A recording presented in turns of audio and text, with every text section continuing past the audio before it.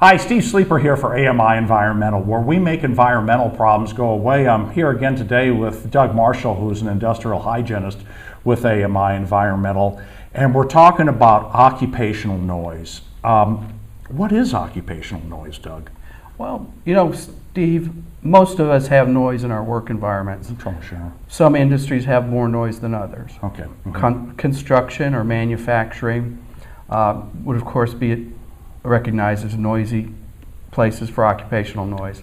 Occupational noise is just that, what you go to as your job 8 hours a day, what you're exposed to. You're exposed to.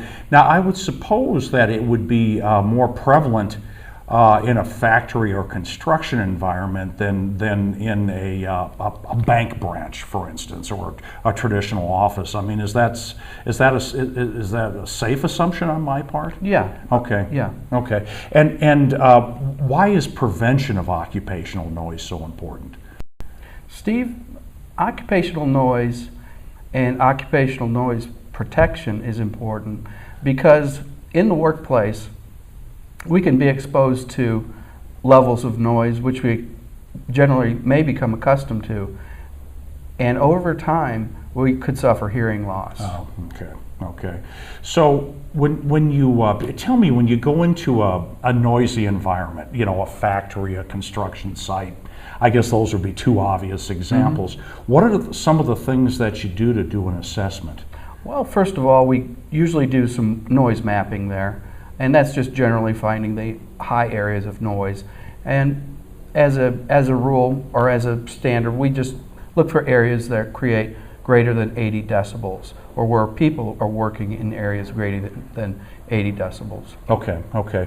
So I'm an employer, and I'm not you. I'm not an industrial hygienist. But controlling occupational noise and preventing it should be important to me. I mean, the health of my workers are at stake.